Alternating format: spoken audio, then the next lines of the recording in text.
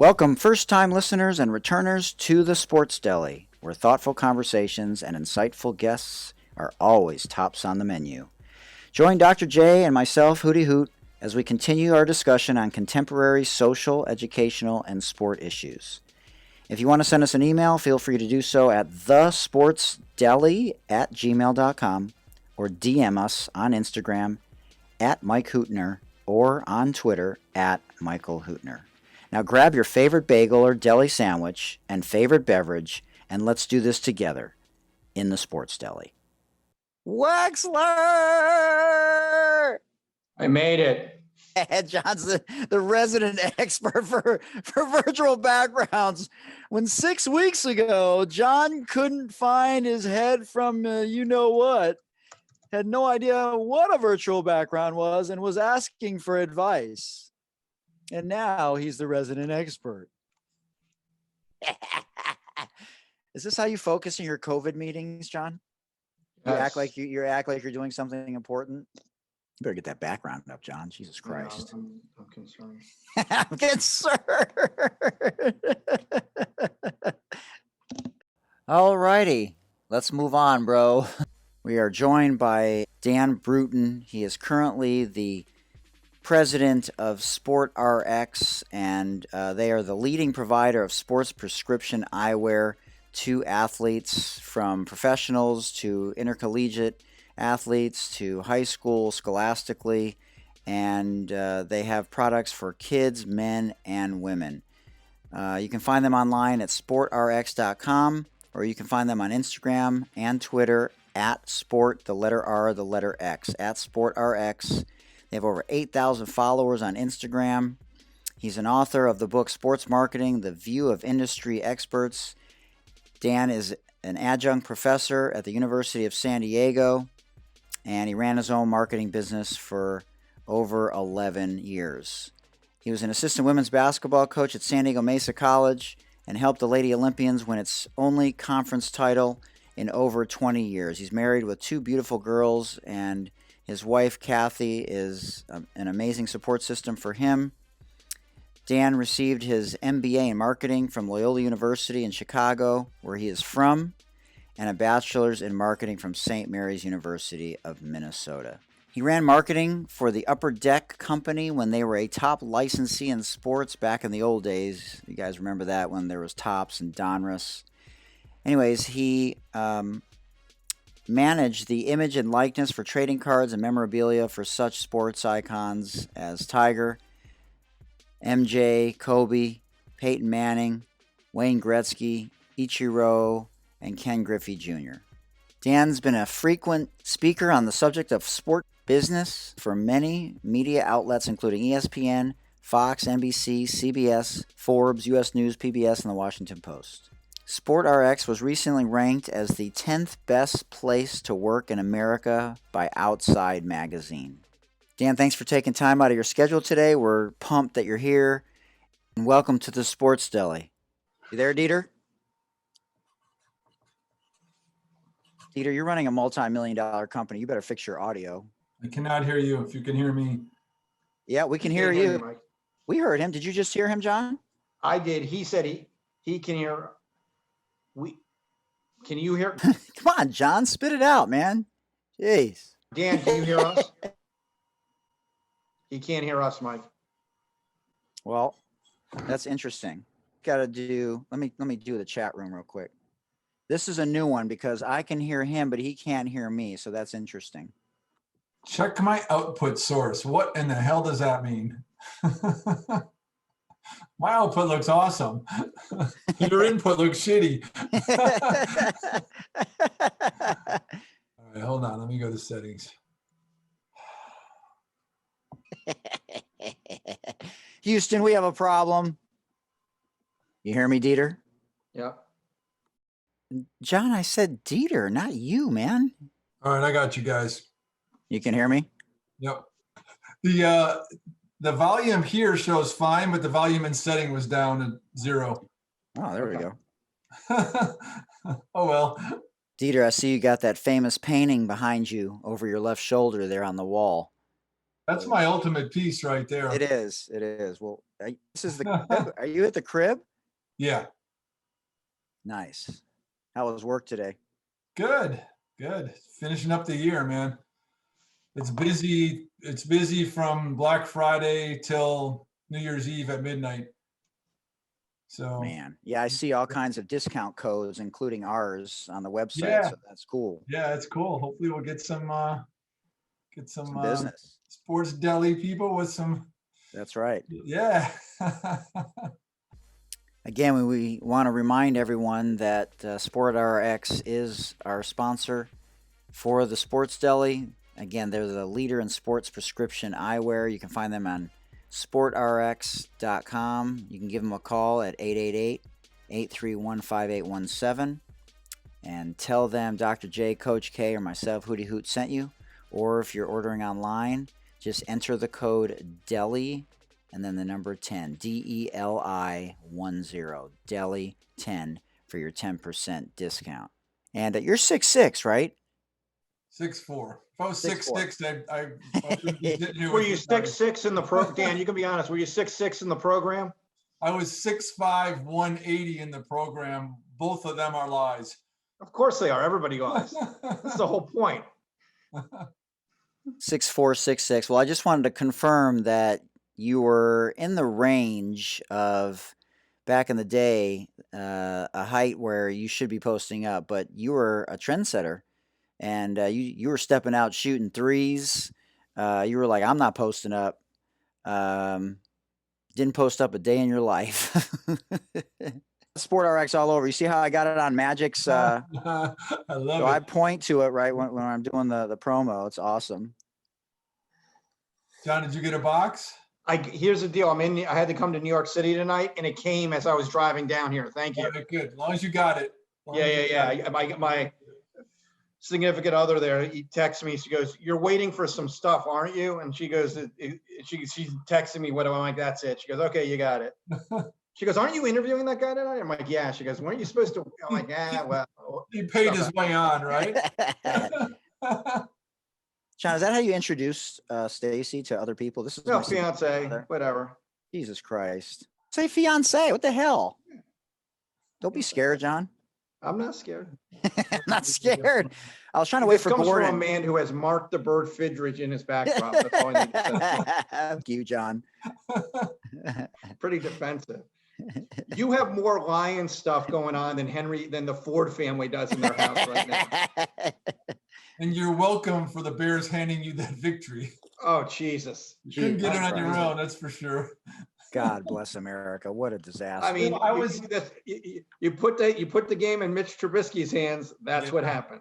Well, Gordon's tied up. He wanted to make sure that he let you know that he really wanted to be here, but he might still make it. But he's involved in a 2-day fire alarm issue at the. I saw that on Facebook. Oh, got put on hold a few times. Oh man, it's crazy. I love it. I'm glad to be on. I've been listening. I work out with you guys almost every single day. Awesome. I think I've listened to every podcast. And so you're the one. We've been looking for you. Amazing guests. Like, so good job. You're rolling. Thanks, man. We appreciate it. Yeah, we're just trying to use the platform and stay in our lane as best as we can, and listen to what other people have done in their experiences. And speaking of experiences, you've been a part of all things from being a player to a coach, and I don't know if you call it a leap of faith, but you took this job when it wasn't necessarily thriving, and talk about how you've built SportRx into something that's not just a business, but it's like a family, and how special it is to you, and how proud you are of the multiple layers of growth and evolution that the company has been able to have.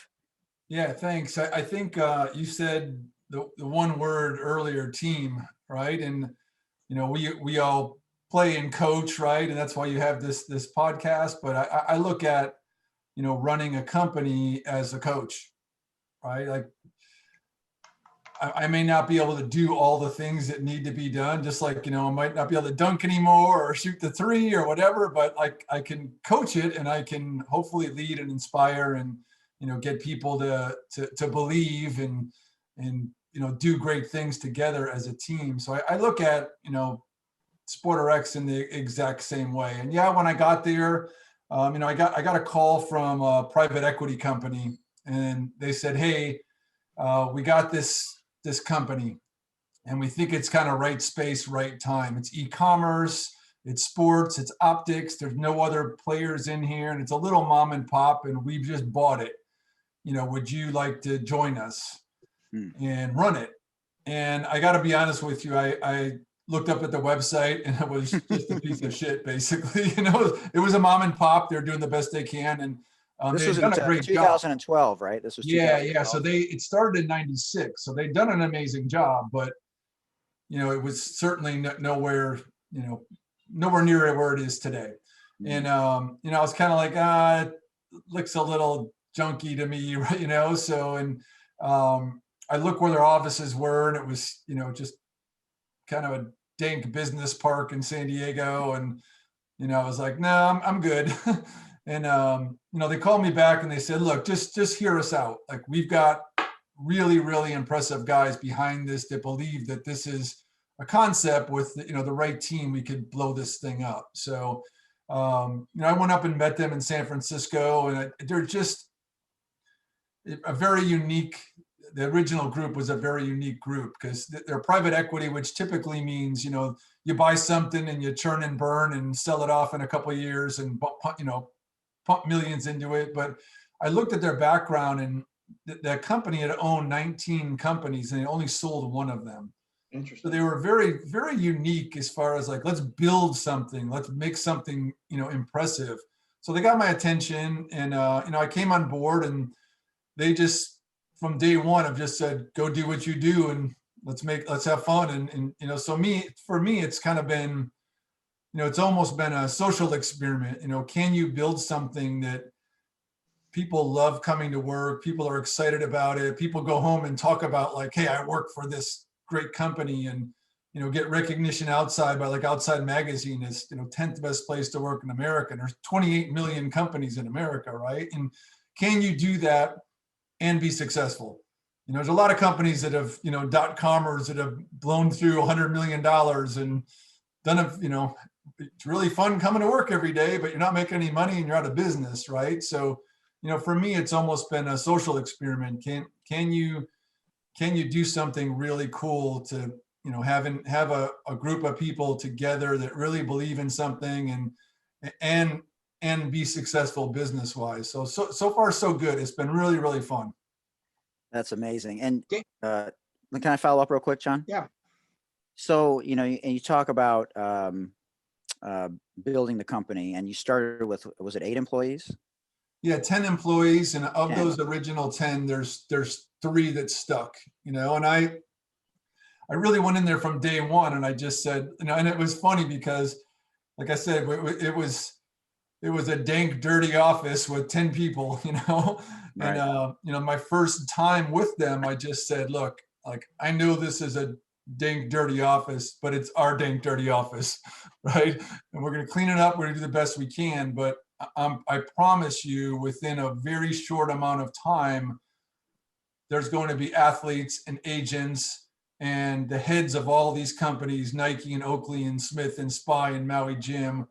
And there's going to be media in here interviewing us, saying like, how the hell are you doing this? And what are you doing? And, this excitement. I said, I promise you that's going to happen. If you believe in me and you get on the bus, like, it's going to be fast, and we're going to go. And, if that doesn't sound like something you want to do, you want to punch a clock 9 to 5, I've got an amazing Rolodex, and I'll help you find another job. I will. I'll get you put in a place where, you can be happy. And like I said, three of those original 10 have stuck, and, Wow. They're amazing people. But from day one, they were like, let's go. Put me in the front seat of that bus. I'll push it. I'll drive it. I'll gas it up. I'll clean it. Where are you at now in terms of expansion? You have over 70 employees. Yeah, we get over 70 employees, and we've Unbelievable. grown every year for 8 years. We've grown 40%. So if you do the math on that, you're doubling. Your revenues are doubling every 24 months. So you can imagine it's a fast-paced atmosphere, and there's never a day where you're bored. I'll tell you. What happens in a day there? People may not even know what the company does exactly. Yeah. So in a nutshell, what we do is we have the contracts with all the major sports eyewear brands. So Oakley's the biggest, Nike, Smith Spy, Maui Jim, Wiley X, right? And any of those that you would, you associate with sports. We have the contract to take their frames and put prescription lenses in there. So, it sounds like a pretty niche market, and it is. But if you think of it from a standpoint, it's everybody from a mom or dad pushing a jogging stroller to Joe Kelly pitching in the World Series.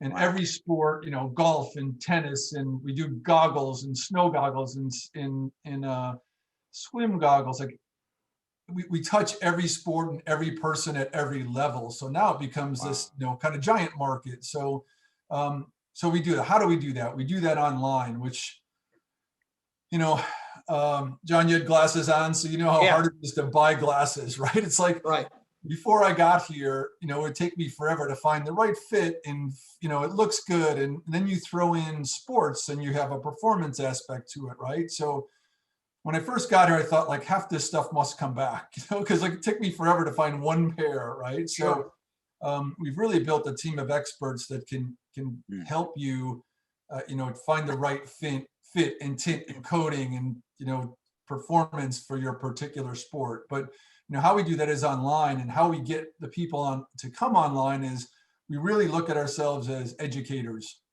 right? So you think of Google, we use Google all day, right? You're constantly on it and you're searching, but I think most consumers don't really think of like, what is Google? What is Bing? What's Ask and Yahoo.com and all these things? Like they're search engines. And what that means is you're trying to find information, they're trying to provide information, right? And how they do that is by serving up a URL, serving up a website, right? Google wants to answer your question, so you keep using Google, right? So you don't go to Bing or you don't go to somewhere else, right? More people use Google, the more they can charge. Our job at SportRx is to have the answer to those questions, have it optimized correctly, so Google goes, oh, John's looking for golf glasses. Wow, SportRx has 50 articles on golf glasses and 25 videos on golf glasses. Let's serve them up first. First website gets clicked on like 85% of the time, right? So our goal is always to have the answer to whatever people are searching for. So we've got teams that are just constantly doing the analysis to say, what in sports questions are people asking? And then we've got 5 video studios, and we've got a team of writers and team of videographers, and we're just constantly churning out best of this versus that, unboxing, reviews, so anything that you could be searching for, we're sitting there going, okay, we got you. And hopefully by the end of that, you go, all right, this is the place to buy, right? So it's an interesting game. And that's really one of the reasons that I jumped on board, because the whole Google Analytics thing and e-commerce is, present and future for sure. That's amazing. You're listening to an interview with Dan Bruton, the president of SportRx. You can find them online at sportrx.com, or you can give them a call at 888-831-5817. SportRx is the sponsor of the Sports Deli for all your men's, women's, and kids' needs, and they have Nike, Oakley, Ray-Ban, and just about any frame, goggles, or style that you need. You can use your vision insurance, flexible spending accounts, or health savings accounts. If you're placing an order online, don't forget to put in your special The Sports Deli discount code, DELI10, that's DELI10, DELI10 for your special 10% Sports Deli discount. Dan played college basketball at St. Mary's of Minnesota, went overseas for a little while to play. During his junior year in college, he went to London, where he represented Great Britain in winning the International Sports Tournament in Paris.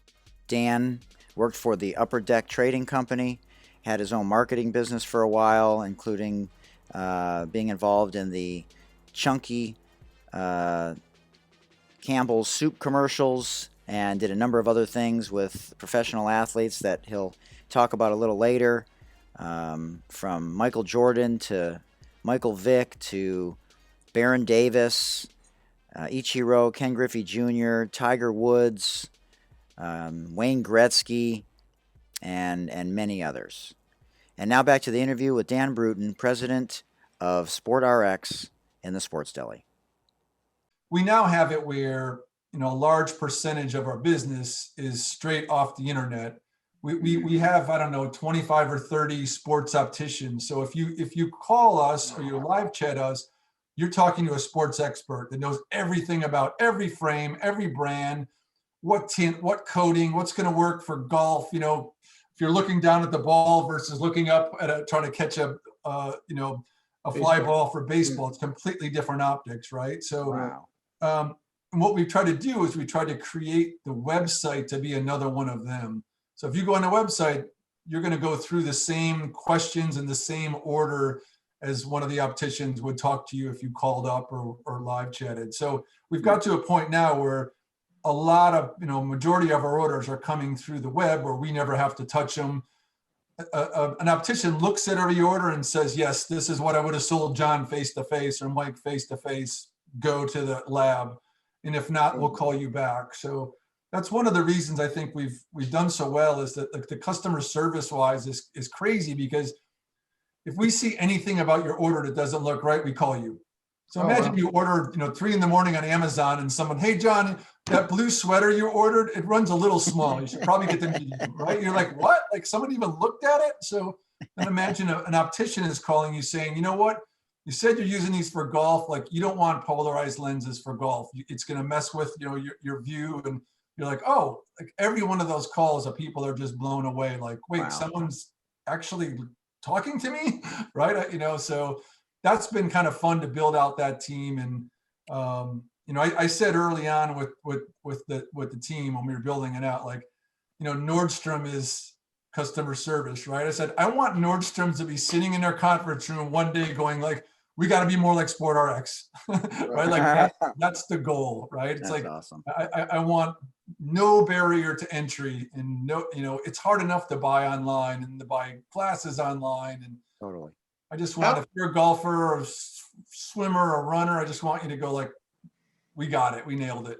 Dan, how essential is understanding data analytics to what you guys do, and from a business standpoint? Yeah, it's everything. I don't make a decision without, going to my analytics group and saying, what should this decision be? And so put in perspective, you have 70 people. How big is that analytics group? And explain to people who may not be familiar what data analytics is, because you hear it. It's a buzz, it's become a buzz word now. But what exactly and what types of people are you talking about when you go to your group? Yeah, so the marketing team's about 25, and they all have some hand in analytics, right? Everything they're doing. If you're the social team, or you're the email team, or you're the paid search team, you're all using analytics to go like, okay, what's working, what's not. So with analytics right now, like I can look by the second what's happening. If we put something out there, I can look, okay, how many people have seen that? How many people clicked on that? Of those people, how many people converted to a sale? Of those sales, what was the cost of those sales? So I can go, okay, we spend 10,000 here, and to the penny, I can say what it got us back. If it got us 5, we stop that. If it got us 25, we keep going, right? But it's so unbelievable the amount of data you can get now. Instant feedback. The second it goes out, we start getting numbers back in. And that, I know enough to be dangerous. I know enough to look at the big picture and go like, oh, what's going on here? But that's up on I have 3 screens, and that's one of my screens all day. It's just looking at traffic and sales data, and it just coming in. To me, it's like, it's just so fun and so interesting. And just like to be able to get that instant feedback. You just could never get it before, you know? Right. So when you look at, you know, academic world, like it's barely being taught, right? And I teach sports marketing at University of San Diego, and have so many students here, like, I don't know what I want to do. Like, who knows what they want to do when they're 21, right? Most people don't. And I just say, like, start with analytics. Go get Google Analytics certified. Start playing around with that dashboard. And I always ask the class, like, how many people have done anything in analytics? Typically, 40 students, typically it's about 2, right? So it's something that from a academic standpoint, we're so far behind. I think the reason is, like, it's changing by the second. So if you're an academic and you've been teaching marketing for 20 years at, you know, some school, how do you then teach digital marketing and analytics? Like, if you're not doing it every day, I don't know how I would do it if they came to me and said, okay, now you're the analytics teacher. I'd be like, oh shit, you know? Right. So it's something that is so important. Every team, every company, everybody with a website is doing it and getting this feedback, and they're, you know, it's exponentially growing, but there's still not that many people that really understand it, like you said, or can do it. Right. So we're at a really fascinating crossroads of time of, like, this is taking over and there's very few people that can do it.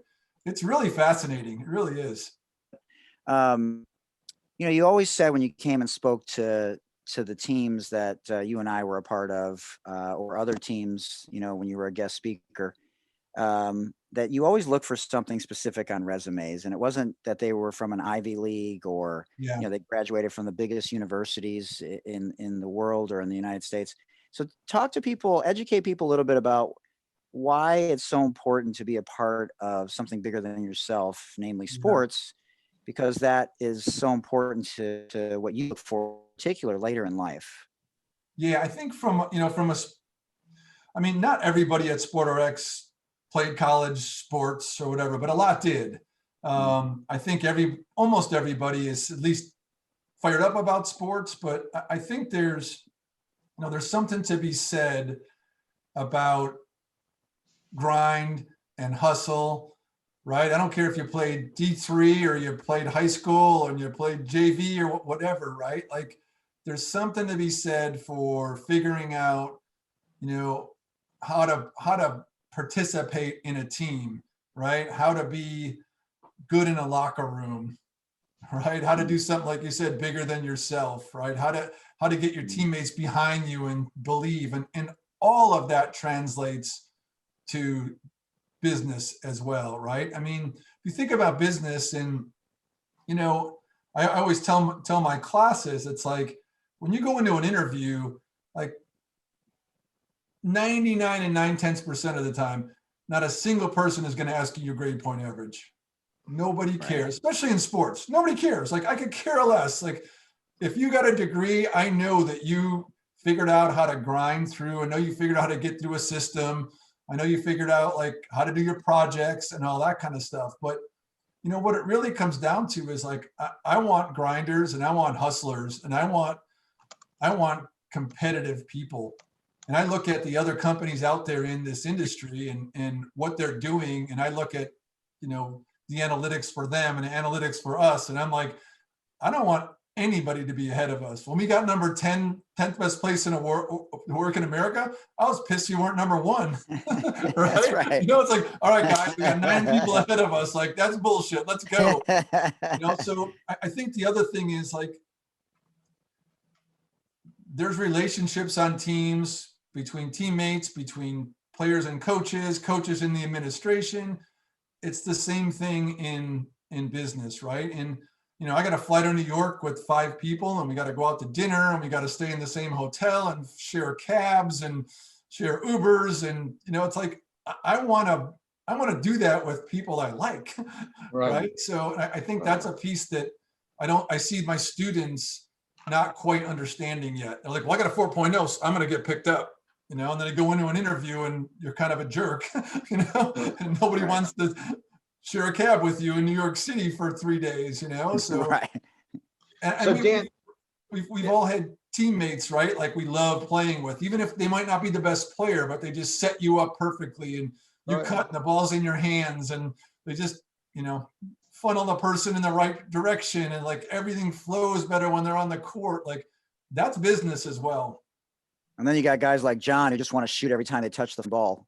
I was just looking for the meal at Sizzler after the game. That's all I was really looking. That's all I wanted was my free meal at Sizzler and some gear. I didn't care about my minutes. I wanted gear and Sizzler. Dan, going back, talk about your time at Upper Deck. Upper Deck is a fascinating story, and I would encourage anybody interested in sports and marketing to just start Googling the rise and fall of that. But how they originally did it was they had a kind of meeting of the minds of a couple of guys. None of them were really into sports or cards, but in about 1988, 1989, people started getting personal computers, right? More access to that kind of stuff. And, what happens when people get access to stuff? Like usually fraud and bad shit happens, right? So all of these forged cards started to show up, right? So these fake fraud cards. And John, check your card. Check your Clemente cards card. are shit, man. Yeah, right. Yeah. In what happened was the three people who started Upper Deck, one guy owned a photography company. And I'm not talking about like pictures. I'm talking about printing presses and mass production, right? One guy owned a hologram company, and one guy was a CPA who had access to people with money. So they, for whatever, however they got talking, and they saw this fraud coming in the trading cards. The one guy said, well, like, first of all, why don't they do full bleed color photography, action shots? Because up to that, it's like, Heisman pose, guy with a bat on his shoulder, guy with his mitt. Right. We've all seen it, right? Mostly black and white, cardboard, white border around the outside. Now, so the other guy says, well, why doesn't someone stick a hologram on the back and make it really hard to replicate it? And then the third guy's like, okay, I can go get some money to fund this. So they, the leagues had not given a license out in like 20, 30 years, right? They had Donruss and Fleer in Topps. Mm-hmm. So they went up and got, just through connections, two guys on the Angels to pose for photos, sliding, running, catching, batting, and they just made sample trading cards. And they somehow got a meeting with baseball. Baseball looked at it and was just like, holy shit, that's the coolest thing I've ever seen. Gave them a license. They went from 0 to 330 million in the first year. Jesus Christ. Right? So, so I always tell my classes, like, so from a marketing standpoint, then what do you do, right? You've got this cool idea, and then everyone starts to follow you. Topps and Fleer and Donruss start doing full bleed color photography, action shots, and then we came up with adding a jersey to the card, game worn jersey, right? Cutting it up, and I've got a ton of stuff around here. I know that blew up and became crazy, and autographs to the cards. And then we started cutting up like anything that didn't move, helmets and baseballs and bats. And I'll tell you a great story. When Jordan hit his last shot, so Utah, he hit the jumper, did not push off, if anyone wants to know if he did or not. That's just because Dan's from Chicago. That's the only reason he's saying that shit. Clean crossover, nailed the shot, pose. We bought that floor. Wow. So we called the Utah Jazz and got their operations people, like, we want to buy the floor. They're like, what do you mean you want to buy the floor? I want to buy the floor, right? So negotiated a deal, bought that floor, and did all kinds of, one-off paintings on there, and sliced and diced it a million different ways, and turned it into championship product and retirement product and all that kind of stuff. So we just kept innovating. One thing I always show my classes is once a year we would do an employee card, and everybody got it. Owner of the company, me as the head of marketing, guy working the dock, and everybody in between. We had 330, 40, 50 employees at that time. And we usually would, either do some new technology or if we signed a new player. We signed Tiger, we did Tiger. We signed Kobe, we did Kobe. The original one was a Jordan jersey card, right? So, you know, we would do that and it would not be available anywhere. Couldn't get it as a consumer, right? So what do you think would happen? Like every consumer trading, you know, every trading card guy was dying to get it, and they'd sell for, you know, the first day they'd be selling for $6,000-$7,000. People be in the parking lots, people calling the phone. Does anyone want to sell? Like, put me through to them, you know? And, you know, the year we did Tiger's car, which I always show in my class, we took it was a Bay Hill Classic that he won. So he had a red, you know, his red shirt on, a golf shirt with some black pinstripes and a black collar. And we were able to get about 13 cards out of the collar, the rest 300 and something out of the shirt, and one out of the Nike swoosh, right? Wow. So the Nike swoosh we gave to Tiger. And about 2 years ago, I saw that on eBay for like 24 grand. Holy crap. Right? So I always say to my class, like, it's 2.5 cents of ink on paper. That's all it is. It's a picture on a piece of cardboard, right? But through sports marketing, through that excitement and that, you know, brand loyalty and all that, you know, me as a marketer, we as a marketer, like our job is to create that excitement around that product and get people like, I have to have that 2.5 cents of ink on paper and I'll pay 24 grand for it. Right. So it's a crazy market and people are so passionate about it and so excited about it, but it's been fun to be a part of that. For me personally, you know, I got that job, my second job out of college. First job was nothing to do in sports.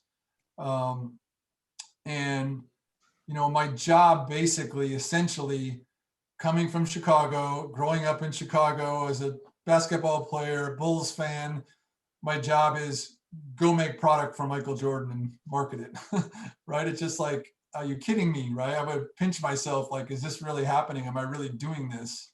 You know, but my mind is always marketing wise, product wise, always thinking about new things and, you know, trying to come up with new ideas. And so it was definitely kind of one of those in the wheelhouse moments to be able to snag that job and get that job, and then, you know, be able to work my way up to run that whole company and the whole team and have everything at my disposal to just, you know, be the mad scientist and play. But it was very, very cool. And I, you know, just had so many opportunities being the #1 licensee. You know, the leagues treat you extremely, extremely well. So I've sat at, you know, 50-yard line first row at the Super Bowl. I've been in the commissioner's box at the World Series when George Bush threw out the first pitch after 9/11. I just got chills saying that after 9/11, you know, it's like, you know, I've been to every All-Star game. I've been to every finals and playoffs multiple times. I walked the British Open with Tiger Woods' mom and Phil Knight and Tiger Woods' agent for 2 days, you know, following him around. And so as a, you know, you try not to be a sports fan, you know, you have to separate those things when you're working closely with these guys. But, you know, there's a lot of moments where you're just like looking around like, shit, that's Phil Knight. And, you know, we're walking around and it's Tiger's mom and there's Tiger, and, you know, you're in a room with Jordan doing, you know, showing him new products or whatever. And you can't be the excited fan, but in your head, it's tough not to go like, holy shit, you know, I'm from Chicago and I'm now sitting here with Jordan and talking about whatever, you know. So I've been very fortunate to have those moments in time to be able to just kind of, you know, sit back and look around and go like, holy shit, like this is crazy. Oh, here's the deal. In the 80s and 90s got really into baseball cards, and they now take up a ton of closet space because I refuse to get rid of them. And all of a sudden, so talk about that, but just tied into it, because I think you're probably knowledgeable about. Apparently, some cards have just exploded.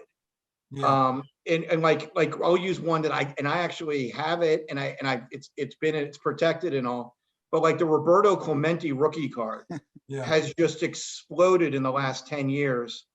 And was it just oversaturation in the market of baseball cards at a certain period in time? Or was it just a change in society of, going more digital than paper, if you will? Yeah, it's a great question, and I'm going to say it's both. And I'll tell you why. I think trading cards has always been cyclical. For why, I don't know, but they're hot and it's down, and it's hot and it's down. I honestly think, I think COVID, I think people are sitting around and looking at their old stuff. I really do. And like, oh, now I got time to go on and, really check this out on eBay. I'm going to sell these off or trade, whatever. I honestly think that has happened. And that's why we've seen one of the spikes. The oversaturation is a very interesting thing because, most people look at it and go, wow, it used to be really rare and hard to get. And now I go into a store and there's a million different sets of cards. Like it lost that feeling of, that rare feeling. Right. So Dieter, so that was a big part of what you were an expert at, right? Is the licensing. Yeah. So, we had a strategy of trying to have the top 2 or 3 guys in each sport under an exclusive agreement. And so when I was there, we had Jordan, Kobe, and Garnett for basketball. We had Ichiro and Griffey Jr. for baseball. We had Manning for football. We had Tiger for golf. Am I missing anybody? So, we had the top guys in each sport. And we were the #1 licensee in baseball, football, hockey, and #3 in basketball. So putting more royalty dollars in than Nike, than EA, than anybody at that point in time. Crazy. Who was your favorite person to work with in terms of, they're all big names that you mentioned. You're listening to the final segment of the interview with Dan Bruton, president of SportRx. You can find them online at sportrx.com or on Instagram and Twitter at SportRx. And now we listen to Dan talk about his time at Upper Deck Trading Card Company and who his favorite people were to work with, and some really interesting stories right here in the Sports Deli. Yeah, man, that's a hard one. I've got a lot of a lot of favorites. I'll tell you, not that I wouldn't say like favorite guy to hang out and talk to, whatever. Jordan, he's just he's so busy, has so much on his plate. But I will say, from a business standpoint, the best guy to work with.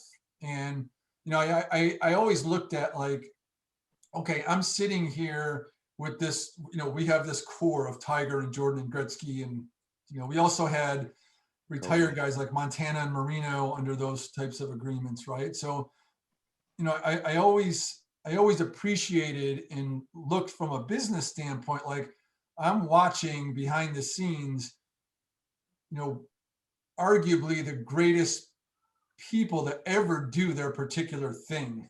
You can argue who's better, Jordan or whoever, or Tiger or whoever, right? But they're in the argument, and to look at them and go like, shit, that's Gretzky, that's Jordan, that's Tiger, and then to see how they handle their business. And Jordan, for one, was had the most demands on his time of anybody in history of sports, right? And we did one signing a month with him of 750 items. So we would go to Chicago, and I say we had a team that did that. Once in a while, I would be there for whatever reason. But we would go to Chicago, and we'd be at the Omni Hotel, and we had a suite there, and they'd set everything up, and he'd come in and spend, 2-3 hours signing. Here's a guy who never missed an appointment, never was late, and every single signature he took great care with. And if you look at his signatures, if you look at his M and turn it sideways, it's a 23.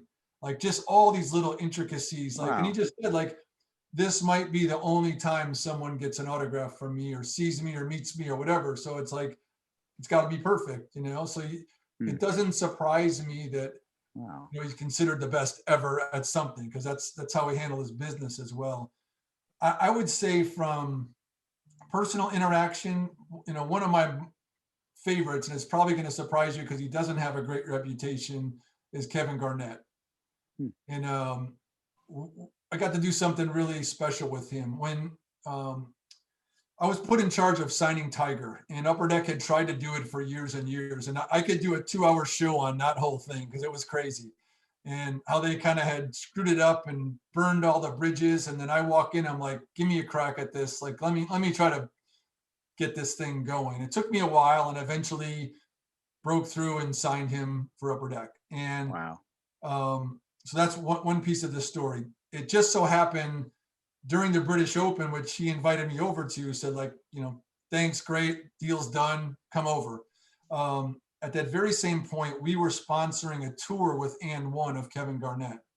So it was London, Milan, Madrid, one other place. Anyway, those are the three that I ended up going to. And the way we did it was we'd fly in and they do a press junket at some cool club or restaurant or whatever, and all the press would come in, interview him. And then the next morning we would do a camp, a kids camp somewhere, a gym, outdoor park somewhere.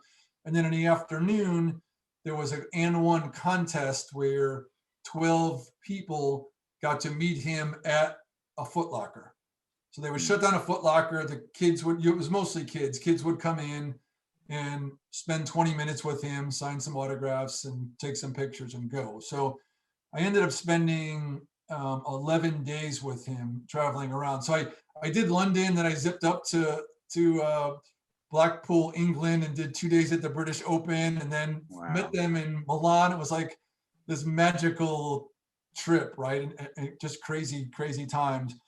But at each place we went, I always say, like, you meet an athlete, you meet anybody, we go out to dinner and you meet my friend and you're there for 2 hours, and you can fake it, right? Like, I can make you think I'm okay, even if I'm a jerk, right? But when you're traveling with someone, when you're going hotel to hotel and buses or, vans, like, it's hard to fake it for that long. So, we spent quite a bit of time together. And we get to the first Foot Locker, and you would think the Beatles were there. There were thousands of people on the street. Like the streets were closed down, and everyone was just trying to look in at us at the Foot Locker, right? He's in there, I'm in there, his agent, his girlfriend, his agent's wife, a few people from And One, my basketball brand manager, some, our party was 7-8 people. And we're just looking out like, holy shit, His obligation was 20 minutes. So the kids come in, he's super cool with them, pictures, all that. And then he just looks out and he's like, man, we're here to sell shoes. We're here to sell trading cards. Like, open the door, let him in. Wow. And then he sat there for hours, and it was hot as shit, And every single person came in, what's up, man? Hugged him, pictures, autographs, talked to him, like thousands of people, right? And I was just like, wow, this dude gets it. So that's one piece. The other piece was, as part of that traveling party were these two kids, 14, 15 years old, just like, I'm just kind of like who is this? Like, what are these guys? And I'll never forget, Mo and Hype. Mo and Hype were with us. And I'm just like, okay, Mo and Hype, part of the party, right? So, eventually I said to the agent, I'm like, all right, what's the deal with Mo and Hype, And we're staying at, the group, it's like Four Seasons and the Ritz, it's just like, it's just funny, right? So he says, so, if you remember, Kevin Garnett was in South Carolina, I believe, growing up, and then he moved his senior year of high school to Chicago, which I got to see him play in high school, right? So the South Carolina area where he lived, the block was super tight. They had a thing called one block family, right? So all these families kind of band together, help each other. And Mo and Hype had a single mom on that block, and they were getting in trouble and she couldn't handle them and all this. And Garnett just said, send them to me. So he took responsibility for these two kids. Now, keep in mind, he was about 21 at that point. Right, I was going to say, he was young. Right? So he got his big, after his rookie deal, got his $120 million contract. He's in Minneapolis, and he takes responsibility for these two kids, and he's raising them. right? Like, I don't know what you were doing at the age of 21, but I ain't raising no 14 or 15-year-olds, right? So Wow. here's this guy. So I know you look at his reputation on the court. He's just like, he's on your team, you love him. If you don't, you think he's just abrasive, and he's always, just hard ass kind of guy. But man, what a big heart. And I got a ton of respect for him, from that trip, and Wow. wish him nothing but the best. And I'd really like to see what happened to those two kids, if they made it, and if he changed their lives and their trajectories and all that. So that was a pretty cool trip to be on. And then to be that close up with Tiger and Phil Knight and his mom and all that, like what a whirlwind, like 10-12 days. That's awesome. Yeah. All right, let's hit the this or that, and then you'll tell us about that that painting or the picture behind you before we let you go, because it's a great story behind that. All right. Shaq, Kenny, Ernie, or Charles? Oh, I gotta go Charles. Yeah, not even close. Yeah, not even close. Sweetness, Walter Payton, Gal Sayers, or Ernie Banks? Oh, I gotta go Sweetness, just because that's my era growing up. Yeah. Chicago or San Diego? Yeah, I mean, you gotta go Chi-Town, baby. I get stabbed next time I go there if I call San Diego. But you won't be able to get a good slice. Yeah, right. I'm a definite pizza snob. Oh, that's hilarious. All right. Pink Panther or Scooby-Doo? Scooby. Yeah. Netflix, Amazon Prime, or Hulu? Netflix. Merv Griffin or The Tonight Show? Tonight Show. The Jetsons or Underdog? Oh, Jetsons. Meet George Jetson, baby. That's right. Jaws or Back to the Future? Woo. I'm gonna go tie there. I would say before I had kids, probably Jaws, but now Back to the Future 47 times, so it's ingrained. No in me. kidding. I'll take either one. And the shark is not that impressive anymore. The shark is, back then it was like this, and now you're like your kids can probably make that in their science class. You know what I mean? It's like All right. Ferris Bueller's Day Off or Top Gun? Oh boy.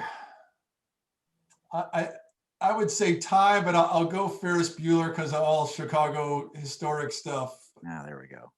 Fast Times at Ridgemont High, Blues Brothers, or National Lampoon's Animal House? Don't even go farther. Blues Brothers. Exactly. Untouchables or The Godfather?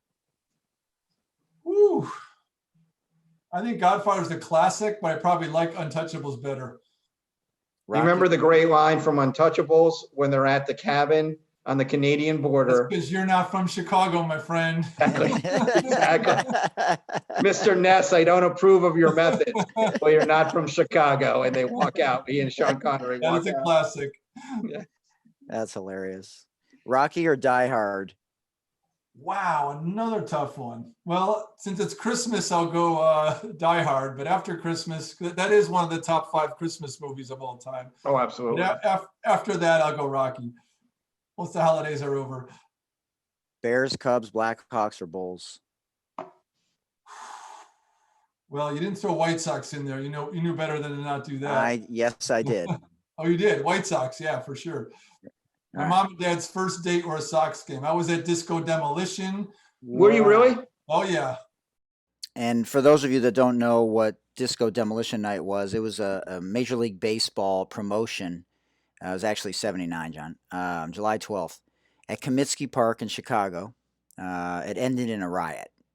So you can look up more information about it. It was supposed to be a promotion during in between the day-night doubleheader, and there was a lot of tension going on between rock and roll and disco coming onto the scene in the 70s, and there was a promotion where there was going to be a bunch of vinyl records blown up by this radio disc jockey. and they were hoping for like a crowd of 20,000 or whatever, which would be at the time about 5,000 more than they normally get, and they ended up getting 50,000, and there ended up being a riot in the end. So that's what Disco Demolition is. But look it up online if you're interested. It was crazy. Yeah, I got some great stories about Disco Demolition. That's a whole. We should on the anniversary of that, we'll bring you back. Yeah, get Steve Dahl on. He'd probably come on. Yeah. Steve Dahl, yeah, he was the radio disc jockey that started the whole promotion that started the riot. That's crazy. Wow. Vacuuming or dishes? What's Kathy doing? I do both. I probably Oh, wow. get more satisfaction out of dishes. Like I like getting shit done and see it. Right. Red wine, white wine, hard liquor, or beer? Red wine. White wine. You could have stopped at the first thing. It's red wine. Red wine. John Stockton or Chris Paul? Stockton. Better teammate, in my opinion. Steve Nash or Kyrie? Steve Nash. So I had breakfast with Steve Nash one time. Wow. And I got a lot more respect for him after breakfast because here's how I described him. He came in with tight, skinny jeans on and like cap sleeve, tight shirt. He looked like Mick Jagger. The guy's like 5'10", 140 pounds. He walked in. I was just like, I'm so impressed because it was when I think it was right after he'd won his two MVPs. Should have won a third. Do what he did at that size, unbelievable. Well, yeah, his work ethic was second to none. That's for sure. You think he's going to do a good job with the Nets? We'll see. I hope so. He's a good dude. Yeah, I mean, it's that I think he'll do a good job of, like Steve Kerr as far as the culture goes. Mm-hmm. And I think if he's smart, he'll get some good X and O guys around him. Yeah, where he doesn't have to be doing that as much. But who's a better? He's got a good shot at it. Yeah, he does. He's got a good team. Who's a better driver, you or Kathy? Well, I'm going to say her because is she going to listen? We got a camper, like a pull behind pop-up camper, right? And wow. We started taking it up into the mountains, and she gets car sick, so she started driving. So now I haven't driven that camper in like a year and a half. If I have to back that thing in, I'm dead. She can back that thing into a little driveway or a campsite like it's nothing. Like everything's opposite, right? You go one way, right? It goes the other. So yeah, she's definitely better. No That's question. Hilarious. I want to see John back that thing. John, you or Stacy would be backing that trailer in. Neither. We'd be finding someone to do it for us. All right, my goal in life, I've told people this, is to pay someone to drive me in a Winnebago to go to every game day site for one college football season. And I'd have my own flag in the background. But I would do zero of the driving. And oh, by the way, I'm not staying overnight in the Winnebago. I'm staying in the nice hotel. Going to be in the Winnebago acting like I'm one of the tailgaters. All right. Ability to be invisible or have superpowers? What superpower? That's got to be the question, right? Absolutely. I'll go invisible. That'll be cool. Spider-Man. Okay. You. All right, cool. Bill Walton or Jeff Van Gundy announcing a game? Oh, I got to go Walton. San Diego. Yes. There we go. The guy. Yep. Would you rather cuddle with a baby panda or a penguin? A panda. Come on, man. John, what about you? Panda. Can you name two of Santa's reindeer? Donner and Blitzen, and Rudolph and Blitzen, and there you go. You put that red wine down, Dieter. Yeah, right. All right. Bread, rice, pasta, or potatoes? Pasta. Shrimp steak or a veggie burger? Veggie burger. I'm vegetarian all the way. All right. We just wanted to let everybody know that. All right. Gary Payton or Rondo? Woo. I got to go Peyton because I like the defense better and I love the trash talking. Oh, man, he was great. When there's a standing ovation, do you stand up first or only after everybody else does because you feel guilty? Oh, probably the latter. John? I'm like, all right, fine. All right, fine. John? I'm not easily impressed. It's got to be big to do that. That's hilarious. Okay, waffles, pancakes, or French toast? Since I've listened to all of you, Oh, here we go. That's not fair. That's not fair. I'm going to give you two things. I'm going to say like a high protein waffle, and I'm going to also say the most depressing moment of my life happened in a Waffle House. Talk to me about it. What happened in a Waffle House?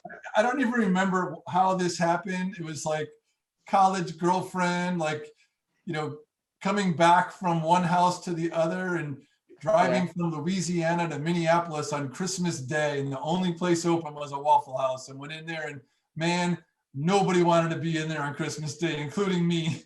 And it was a depressing moment. And I've never gone back since. So you can't be bringing, Dan, you can't be bringing bad karma to Waffle House. That's I'm sorry. Waffle House didn't do it to you. You did it to Waffle House. Waffle House is a fantastic place. I walked in with a bad attitude. There's no question. And I apologize to you and to the Waffle House franchise. And I haven't told this one before, and some of my college friends will remember. A bunch of us drove down in groups to Panama City, and we stopped at a Waffle House on the Georgia, maybe Mississippi border. And I'm not making this up. It's 7 a.m. It's packed. It's across from a cow farm, and there's a guy dressed like 1977 Elvis, full gore, in the booth next to us. Of course there is. And if back then you didn't have a camera phone or any of that, so but the people know, the people that were with me, they know. Oh God, that is hilarious. All right, so Dieter already knows about the All-American. Okay, what's your middle name? James. Oh, is that named after a family member? My uncle. Oh wow, awesome. All right, this is a favorite tautonym. This is a new segment here, John. A word composed of two identical parts. Okay, you ready? Yo-yo, tutu, or bye-bye? Yo-yo. Yo-yo. All right, favorite antonym. Either a pair of words that have opposite or near opposite meanings. All right, ready? Credit and debit, or supply and demand? Supply and demand. Yeah, that's right up your alley. alley. All about. All right, a couple more. Hakeem or Tim Duncan? Ooh, that's a tough one.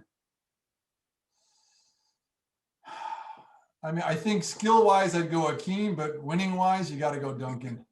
I'll take those rings. Yeah, sure. Definitely. All right, so you got an opening, employee number 71 at Sport RX, and John and I both apply for the position. Who are you hiring? Well, I definitely go Hoot, because wouldn't have to pay moving expenses. So drive over. That's right. Oh, that's classic. Great job on the this or that, Dieter. And we have about 10 more minutes remaining with the interview with Dan Bruton, president of Sport RX, former marketing director at Upper Deck. And he's going to share with us one final incredible story about his time with Michael Jordan at a fantasy camp and a signing that he had Michael do, and how he had to do everything in his power illegally to transport that painting back home. And that's why it's now sitting in his home over his left shoulder. All right, tell us about the over your left shoulder there. You got a picture of Jordan and some of his teammates. Talk about that. Chi-Town, baby. Chi-Town. We got to talk Chicago sometimes too, man. Yeah, definitely.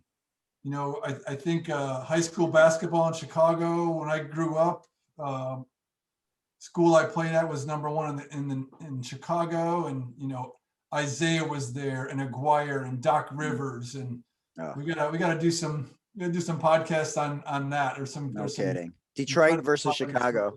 Detroit versus Chicago. Yep. Yeah. Right. Yeah. Okay. So this is a painting, a one of a kind painting, and the offices at Upper Deck were, I always describe them out of like the show Mad Men, just like beautiful, executive row there. Each one had like a old school secretary desk outside with a half wall in a column with a Frank Lloyd Wright light on it. Like people would walk in there and just go like, whoa, like, what is this place? But one thing they did when they built that building and opened is they had this artist, and he did hundreds of paintings of moments in sports. So you walk through and it was almost like you got used to it after years. But whenever someone, like if you guys would come and take a tour and walk through, you'd be like you were in a sports museum, just beautiful, amazing things. And when you got to executive row, you got to deck out your office, right? So of course I was just like, all right, bring me anything that has to do with Chicago, right? So they go in the archives, and this was the original championship team, starting 5 and 6-man BJ Armstrong. Wow. So it's a painting of the original 6 that won the first championship. This funny story behind it is I had Jordan sign this personally for me at his camp, and he does a adult fantasy camp, which you guys would. It's the ultimate, right? So it's in Vegas every year, and it's set up just like a kids camp. You're there for 4 days, and the only difference is the coaches are the best coaches in the world, and the trainers are NBA trainers, and the refs are the NBA refs. And it's, when I was there, it was, John Thompson and Dean Smith and Krzyzewski and Tom Izzo, and every team had 2 coaches that were like arguably the Hall of Fame best of the best of something, right? So, and then you're going, and it's literally like, you're doing station drills, and you're watching film, and you're sitting around, with your legs crossed while they lecture and all that. And you got there, and you go to your suite, and it's decked out with all this gear, and there's home and away uniforms and a practice uniform, and you put your practice uniform on, and you went to the tryout, right? So I went there, and I put my stuff on, and I go down, and I get in the elevator, and there's one person in the elevator, and he's another camper going to the camp. And, I'm like, okay, that's Mark Cuban. Wow. Right? So I get in the elevator, and he's like, hey, I'm Mark. Hey, I'm Dan. Like, obviously we're going to the camp, right? We're in our uniforms, and we go down, walk through Caesar's Palace, go, and the NBA trainers stretch you out, and then they put you at a basket, and they run you, the guys are running you through drills, right? And it's Krzyzewski and Dean Smith walking around with clipboards, like rating you. Jesus. And so I'm spent the afternoon with Mark Cuban, it's crazy. And then they go away, and they draft against each other, and they're betting, like it's, and then that night you go in, and there's a banquet, and Jordan greets you at the door, and you go in, and then each coach gets up and says, this is my team, and this is why, and we're going to kick everyone's ass. And, they call you up one by one. And you long story, I'm sorry, but this is great. You got to bring one person. So my dad had passed away a few years before, so I brought my mom, right? Oh, nice. So we're at this, sports family in Chicago. So like, Mom, you're coming to this. And one cool thing about Upper Deck is the owner of Upper Deck owned Jet Source in Carlsbad, at the Carlsbad airport. So he owned 35 private jets. So we often got to, if we're going to a meeting, just like take one of the jets, so I got to take my mom to Vegas on a private jet, just the 2 of us. Wow. She didn't know. So I flew her out here, and I used points and did first class. Like, my mom's south side of Chicago, right? Just like housewife mom. So she flies first class, and then I take her over to Palomar Airport, and like, all right, let's go. We're getting on this jet, we fly there. So I took this off the wall of my office, and I thought, one of the things with the camp is at some point Jordan signs 2 things for the campers. So I just put that in the queue, right? So that'd be cool. I have one-of-a-kind painting and personally signed by him. So I went there on a private jet with that in my hand, and then, you spend the 4 days, and you're playing, and you got a team, and you're playing games, and you work your way to a championship, whatever. It was ridiculous, right? And then I get a call like, the jet's not available to take you home, get a Southwest flight, right? So wow. I have this worth, I don't know how much, and I go up to the southwest window and I say, hey, I need to get this home. Like, it's a one-of-a-kind painting. It's signed by Michael Jordan, and they are zero help. All right, you can check that. Check it. I'm like, I can't, how can I check this? Like, sorry, dude. Like, so I'm like, okay, like, what am I going to do? So I have my mom with me, and then another person from Upper Deck met me out there. So I said, all right, here's what we're going to do. We're going to walk on the Southwest flight. And the guy, my mom, and me awkwardly, right, like almost like, chest to butt, like real next to each other. And I just held the painting around the side of them. So in front of me or on the side, and we just each have our tickets and like, good morning, like, click the ticket, take the ticket. So the person obviously didn't see this in my hand. Wow. So we got by the first flight attendants, and then, down the walkway. And then of course there's someone at the door, and we did the same thing there. I just held it around my mom's back and my friend's back, and hey, good morning, and walked down the flight, and then put it at our feet. And I bought 3 newspapers, and anytime the stewardess would come, the flight attendant would come, we just hold up the newspapers. It's only an hour flight, right? So they never knew it was on there until I was walking off, and they're all like, what is that? I'm like, have a good day, bye. It's an amazing one-of-a-kind piece, but it also has a story to get it, That's cool. get it back here. And my mom got to hang out with Michael Jordan, and my mom's name was Mary Jane. Everybody called her MJ. We walked in to, and you walk up and meet him, and we had met before, and introduced him like, hey, this is my mom, Mary Jane. Everybody calls her MJ. And he's like, oh, like, that's you. You're the original MJ. So like, for 4 days, he's at the camp the whole time. And my mom and Jordan are just like giving each other shit the whole time. Wow. Like, I'm just looking like, is this really happening? Like, my mom and Michael Jordan are giving each other shit, So, and the interesting thing is Michael's brother, Larry, was one of our sales guys at Upper Deck. I think he still is. Yeah. Right. So he was just one of the guys the whole time I worked there, and great guy. And if you watch The Last Dance, you saw you saw Larry on there. You also saw Jim Stack on there, who was the assistant GM. He played at my high school, so he was one of the stars of our Chicago's high school and all that.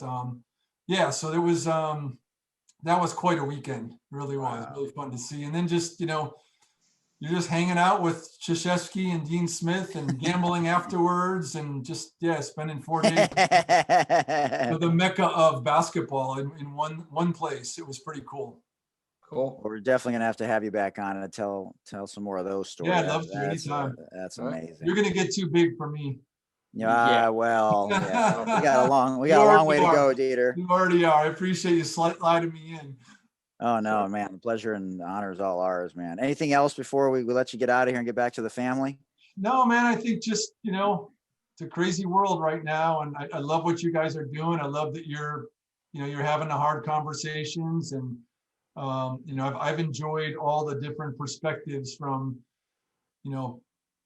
African American, white, young, old, players, non-players, just to see how everyone's affected by this and what's going on. And I look at that and just try to learn, right? I've came up in Chicago, and it was, the 60s were not great there, and I was the last white family on a block, and a lot of issues like we're seeing today, and it's just fascinating to hear everybody you had on. And I think end of the day is just stay positive, right? Yeah. Just stay positive and try to be nice to each other, and things will work out for the best, I hope.